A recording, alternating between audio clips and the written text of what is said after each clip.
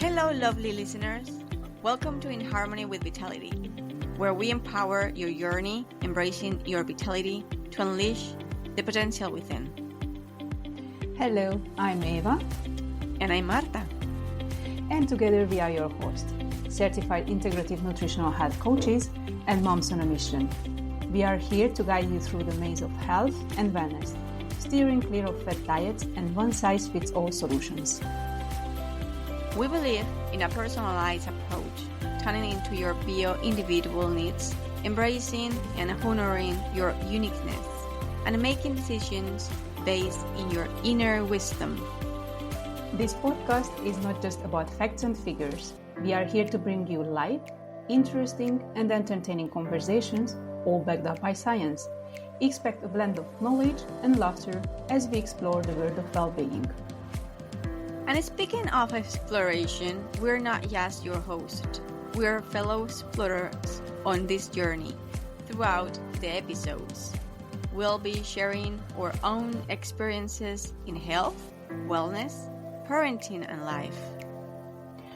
Our hope is to inspire and motivate you to make positive changes in your life. Whether you're a seasoned wellness enthusiast or just starting your journey, we got something for everyone. So get ready for a dose of vitality, wisdom, and a touch of humor on In Harmony with Vitality. Join us as we navigate the exciting adventure towards a healthier, happier, and more vibrant you. Because life is a symphony, and together let's find our harmony. Empower your journey, embrace your vitality, and unleash the potential within.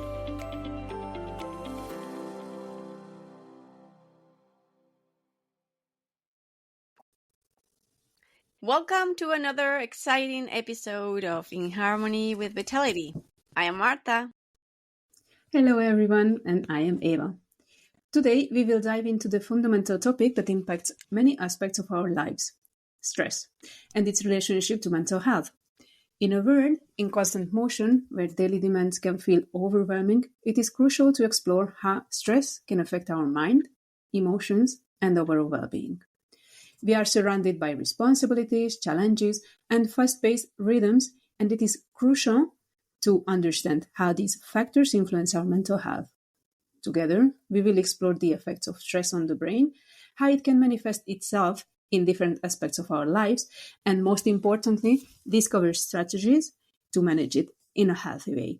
We want to provide you with tools to cultivate a balanced life where harmony and vitality are key to facing everyday challenges. So, dear listeners, get ready to dive into this episode full of valuable information, reflections, and practical tips on how to deal with stress and preserve our mental health on the way to a more balanced and vibrant life. So, let's get started. Let's get started, Eva. Let's do it, Marta. We are immersed in a day-to-day life at a pace that is full throttle. And we don't realize that hours and days are passing by without notice. When we stop to reflect, years have gone by. And we face the harsh reality of not following our truly feelings. We are not doing what we really like. We justify this disconnection with the idea that in life, one cannot have it all. Yeah, sometimes it happens that you think and you want to do something, but you disconnect and justify all this thinking, okay, life is like that, Or sometimes we arrive late to certain dreams, Sometimes you think, I'm too old to do this. Or responsibilities overwhelm us, and so on. Routine becomes a dilemma. We want to do millions of things, but at the same time, we don't enjoy any of them because we are always thinking about what we are missing out on.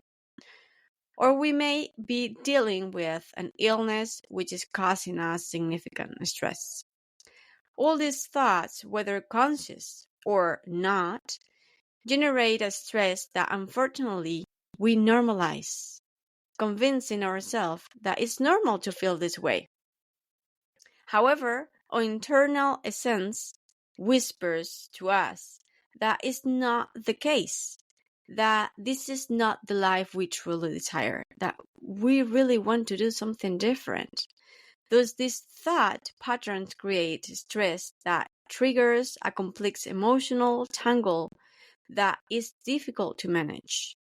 Emotion, in turn, reinforce these same patterns, creating a vicious circle fueled by powerful stress hormone.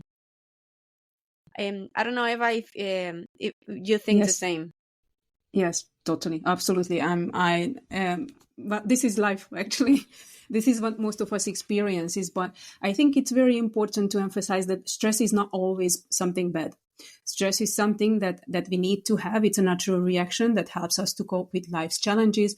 And then, for example, in dangerous situations, having that push of stress and the surge of the stress hormones, it helps us to escape from dangerous situations. But the problem comes is that in our modern life, we are under constant stress. We are feeling constantly like I'm escaping from somewhere. I'm escaping from a bear, just to put it in a harsh Yes, that's right. example. And this stress becomes chronic, intense, or uncontrollable, and that's when it can have negative effects on our brain and in our life in general. And some of the consequences of the stress on the brain are, for example, cognitive function. Chronic stress can affect negatively our cognitive function, including our memory, our attention, our decision-making ability. And it can make it even more difficult to concentrate on specific tasks or process information effectively. It's something very powerful that happened to me, and I experienced it from firsthand, that my memory is not the same since I became a mom, and I'm not sleeping enough, and being a mother and being a professional at the same time, it is a lot of stress. And I'm not sleeping enough, obviously, because I'm still waking up like 3, 4, 5, 6 times during the night. So it all comes together to the fact that my brain is not functioning like it used to be. And I have difficulties. When you have that feeling, I forgot that again. Yes. Oh, I forgot that again. And it's like so now I'm relying on making notes all the time. But it's also a good thing because when you are not overloading your brain with information and you are uploading it into a task manager app, that's also helpful. But I wanted to share is how powerful it can be on your brain and on your memory, the stress. What happened to me is that Lily, my first daughter, she was about 6, 7 months old when my cousin with whom I haven't talked to for about 30 years, my cousin contacted me because she was looking for my mother, because my aunt, who is my cousin's mother, unfortunately she passed away. So she wanted to contact my mother to let her know. They didn't talk for quite long, so that's why she was looking for her and wanted to talk to her. And so I let know my mom that my cousin was looking for her, and she said that yeah, we are already in contact and we are talking. And so everything was, I just went on with my life. And then about 2 years ago, when I lost my mom, my cousin contacted me again when she got to know that my mom passed away, just to let me know that she was feeling sorry, and if I needed any help or anything she could do for me, just let her know. And then when I was looking at the messages on Facebook, I was like, oh, I already talked to her before. And then I started to read all the messages. I forgot about it. It just got erased from my memory. And then when I started to read the messages, I was like, oh yeah, I can remember we were talking. And it was such a powerful and such impactful experience to realize that something so unique, something that is not part of your daily life, and something that would impact you, you could still forget it completely. And that was it was just a powerful reminder, like what stress can cause on on your everyday life, on your brain? Yeah, on my experience, I could say that I get really I'm not very, when I do something, I disconcentrate very fast. That Hmm. what happens to me since I become mom, and you have to do so many things. You have to take care of your children's, go to work, take care of everything of the house, so many things that I don't know. Well, I know why, but sometimes it gets like more intense, the days that Hmm. I don't get a good rest, or yeah, things like that is, I get disconcentrated very fast. Yeah. Yeah, it is. Yeah, yeah, it happens. It used to happen to me a lot when I would start to work, and I would have like different tabs open in my computer, plus I had my phone next to me, and I would allow that all this distraction come into my life, and it would disconcentrate me fully. So now I got to the point when, when I sit down to work, I focus on that one thing. But it is very true that what you just shared, that when you have a lot of stress in your life, it's, you are just like all over the place. You are thinking Mm-hmm. about everything, but you are Mm-hmm. not really at one place, Exactly. and it is exhausting for your brain and for your body as well. Studies also have shown that chronic stress can have effects on the structure of the brain, actually, including the reduction of the volume of the hippocampus, a key region for memory and learning. So that's where studies have shown why it can happen that your memory and your learning abilities can decrease when you are under a lot of stress. And I also have this feeling and this experience that, in the first couple of years of motherhood, for me, learning anything new, it was just impossible. I wouldn't retain anything in my brain. Yeah, it It, was it is, enough. It was enough with just yeah, it, taking care of the children. yeah, exactly. Your day-to-day life is just enough, and your brain is on autopilot. And it's like, I have energy for only the most important things. Forget Mm-hmm. about the rest. Mm-hmm. Is well, brain is a fascinating structure of our body, and it is there to help us survive. And when Yes, that's when you right. are under a lot of stress, it is going to concentrate on the most important life Mm-hmm. uh, functions of your body. um, Also, it has studies have shown that stress can alter the levels of the neurotransmitters in the brain. Neurotransmitters are, for example, the dopamine, the serotonin, and the cortisol. They are those powerful hormones that are generated because of stress. They are very useful in dangerous situations, but when the level of these hormones are constantly high in our bodies, they can change, and they can influence our mood, our motivation, our stress response, and they can also rise the inflammation level in our body. So it triggers an inflammatory response both in the brain and then in our body as well, which Yes, can that's right. It's when you get a high level of stress, you probably just start not sleeping well, and this creates exactly. it will be not balanced at all. Yeah, exactly. Also, it can lower your defense System, system, so yeah, your immunity is less, so you get you get sick sick all the time, and it hmm takes you longer to to recuperate recover. after. Exactly. Also, studies have shown, and I think it's very powerful, that stress can influence brain plasticity, the process by which the brain reorganizes its neural connections in response to experience. But it means that it can affect the brain's ability to adapt and change in response to the environment.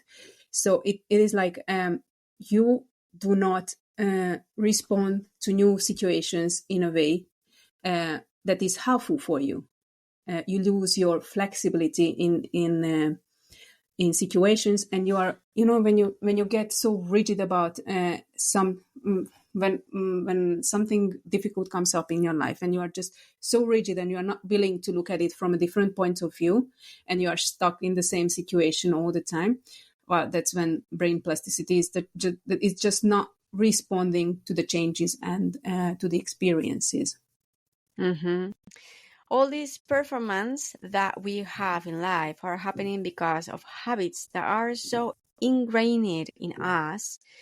We reach a point of dissatisfaction so deep that, you know what, the anxiety begins to infiltrate in our lives.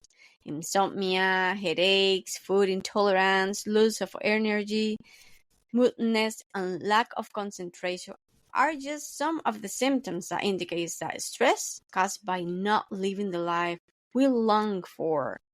It's affecting our health. Stress manifests itself in different ways. It could be physical stress, chemical, and emotional. But today we will focus on emotional stress, which we consider to be the most damaging. If we fail to calm emotional stress, it will be difficult to deal effectively with physical and chemical stress. And I would like to give you an example. Just imagine a person who wants to adopt healthier dietary habits, but is dealing with high levels of stress. Will tend to choose sugary foods and refined carbohydrates to relieve the feeling of pressure, because that kind of food, it will give you Emotional pleasure. emotional pleasure, and this pleasure relieves that feeling, that feeling of stress. What do you think about that, Yes. Eva? Yeah, well, it has a name. It's called emotional eating. When you eat, not because you are hungry, but because there are emotions that you are trying to cover with it. And it happened to me as well, right in the beginning of my motherhood, when I didn't want to allow myself. I thought that I didn't have the right to rest because I had a million other things to do. So what I started to do, that I would just sit down to eat because I knew that I had to eat because I was breastfeeding. I was taking care of 2 young kids. So I knew in some deep levels, I knew that I have to nourish myself, and I gave permission to myself to eat because for eating, I had to sit down. So I would have the chance to rest and eat, even though I wasn't hungry. And it can happen to so many of us. You know the feeling when you go to the fridge, you open it, and then you are just standing there. It's like, exactly. Yeah. What am I doing here? Yeah. Why am I wanting to eat? When you open it, it's not because you are hungry. It's so funny when you get conscious, when you are opening the door and, okay, what am I doing? What am I doing here? Yes, what exactly. I'm looking for? I just want to calm this anxiety I have. Please, yes, fridge, exactly. help me. Yes, exactly. And you open the fridge not because you are going to find what you actually need there, but you are going to find something that is going to calm that feeling. Yes, exactly. It is totally true. And I just wanted to refer back to inflammation that we talked before, that stress can cause inflammation in our body. And that is something also I'm experiencing currently. Since I became a mom again, I become sick so easily. Before I became a mom, I could go on for years without a cold. I wouldn't get sick. And then when I became a mom, every single time when there is a possibility, I get sick. And it's because the inflammation in my body just raised so high that my defenses went totally down. So I catch and what usually happens is that one of the kids would bring home some viruses.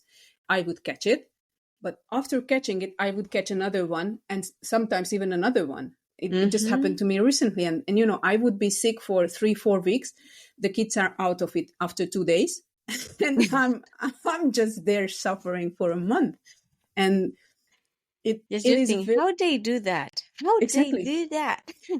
And you know what happens, that when many times we justify that they are kids and they can adapt and they can heal so fast. But why can they do that? Because they are not under that much stress like we are. Exactly. Yeah. They live on present When they are all the sick, single yeah. day. And when they are sick, what do? They stay in bed, they Exactly. sleep, They take they a wait. rest. Exactly. Yeah. And what we are not Something that doing? we don't do. You know, we Exactly. stress because we are thinking I need to do this, and this, and I cannot do it because I cannot feel, I'm Exactly. not feeling well. How many of us are going to work even when we are sick and we are Me. feeling unwell? Or Me. most of us. How many can do that? That I'm just staying at home, and I'm doing the same thing. And it was very powerful that just about a month ago I got sick again, just for a change. So Aina brought Yes. home, my little one brought home the flu. She was out of it after 4 days, and after I was just getting better after the flu, when I got another virus, and I got a ear infection. So I had such bad pain in my ears that I couldn't Mm. even think. I was like, I can't do anything, and that was the point when I was like, okay, you know what? This is it. I got to the point when I had enough, and I took the kids to the school. After coming back, after dropping them off at the school, I came home, went to bed. Yeah, sometimes we get in a time that we say, okay, this is enough. Not, I don't want more of this. And this is a really I had good enough. point to have a reflection and to start working on yourself. Exactly. And this is the point when you can become conscious about Exactly. what's happening and why is it happening. And that's when you can start to break the cycle. Yes, exactly. And the good thing is that Fortunately, this cycle can be oh, broken, you know? yes, fortunately, this cycle is It can be broken. Yeah. yeah, exactly. But it requires awareness, that's the first things, and Yes. perseverance, that's the other Yes. thing, because Yeah, exactly. we would like to just from one day to other just disappear all these problems, but I'm sorry, but it won't. We Yes, need to. exactly. It's not going to change from one day to another. You have to be super consistent, and you have, yeah, consistency. It's the key. Mm-hmm.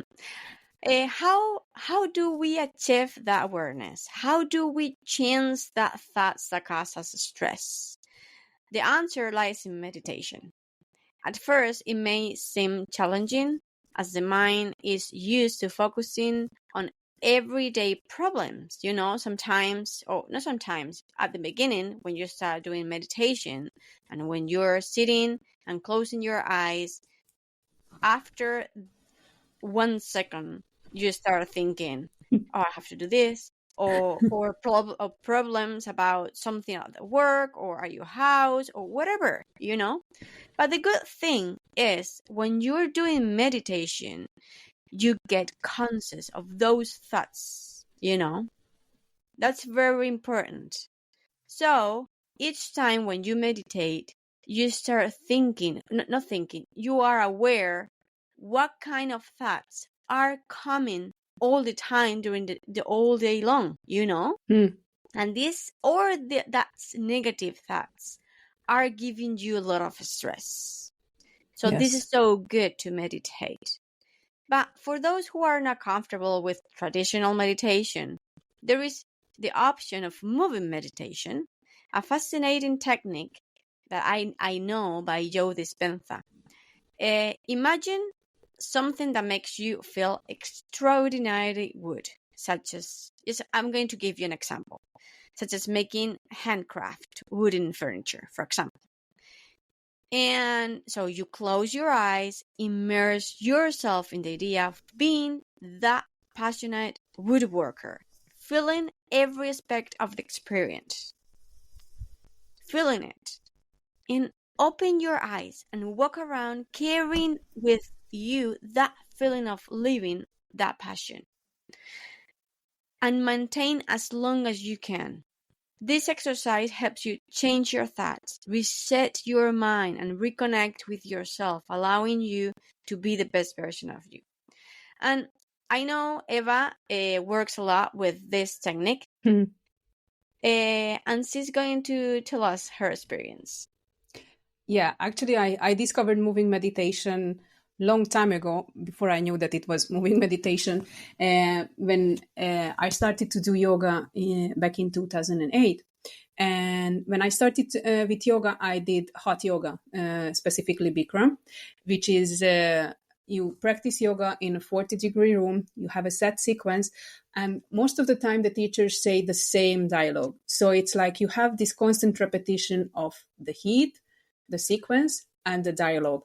And it totally disconnected my mind.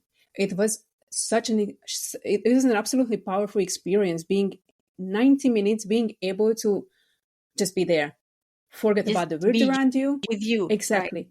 Just with It you. was just me, the mirror, and my practice. And it was amazing. I started to do this hot yoga in a quite difficult time of my life when I broke up with my ex fiance, and it was a big heartbreak. It was a difficult breakup. I really felt I felt depressed. I felt just disappointed, and it was this practice, this yoga practice, and my dog who helped me get out of it. Oh. And my dog helped because I always have to take her out for a walk.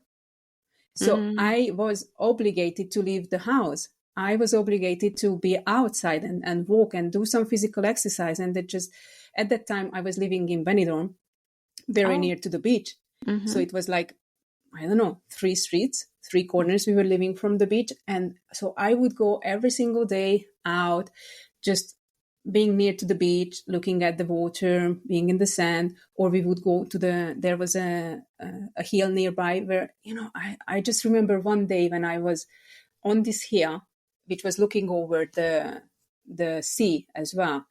And I was, sun was shining because sun is always shining over there.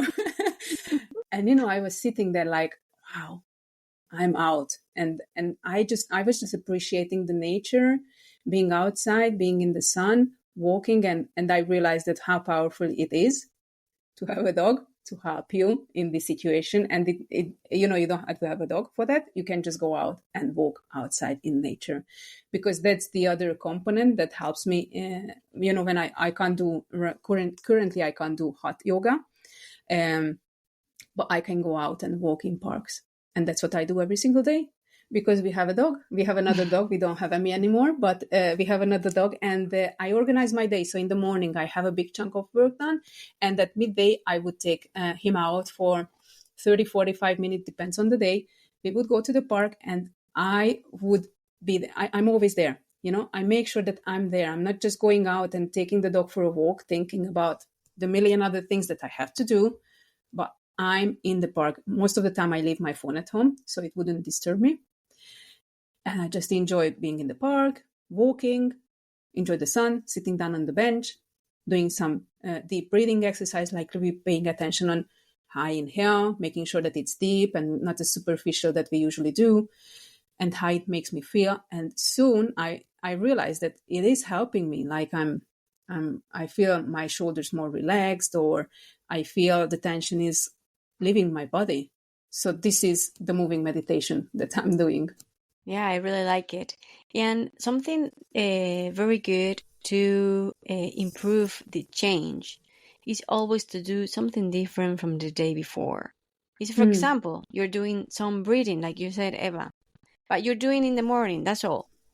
And so next day, just try to do it in the morning and in the night, or just increase a couple of seconds also, just to small steps, but always try to do something different, and this will help you to get faster to your goal, no?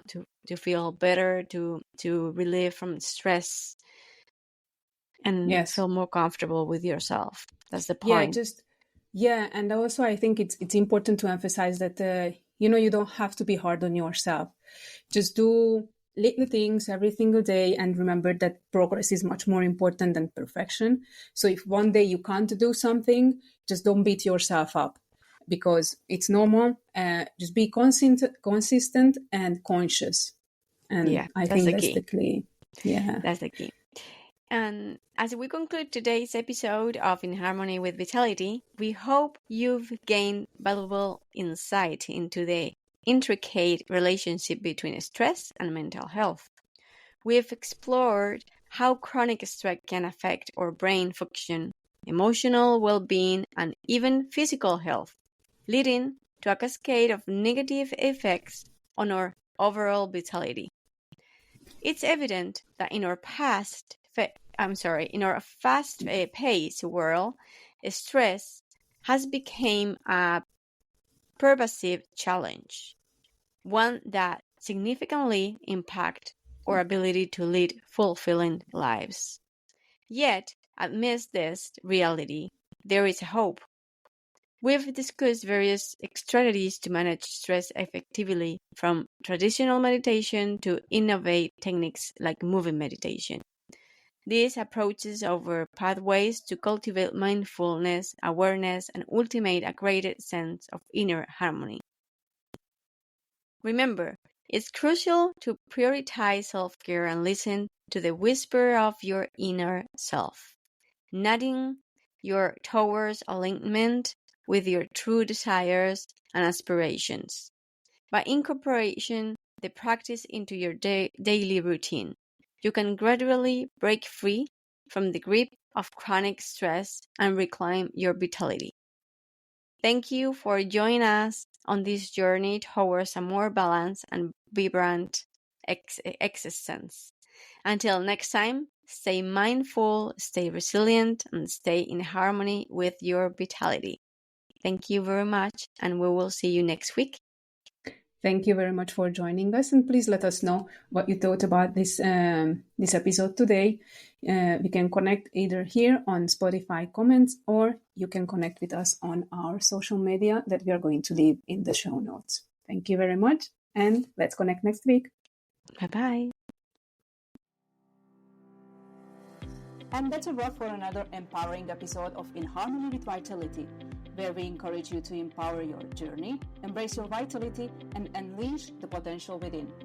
If you have any questions, topics you would like to cover, or if you want to share your own journey, feel free to connect with us on social media. We love hearing from our community. You can find all links in the show notes. Remember, this podcast is all about embracing your uniqueness and making choices that align with your inner wisdom. Your journey to a healthier and happier life is yours to shape. Don't forget to hit that subscribe button so you never miss an episode. And if you love what you heard, leave us a review. Your feedback means the world to us, and it helps others discover the podcast. As we sign off, always remember, life is an incredible journey, and you hold the power to make it extraordinary. Tune in next time as we continue our quest for harmony and vitality. Until then, take good care of yourself, honor your uniqueness, and stay in harmony with vitality.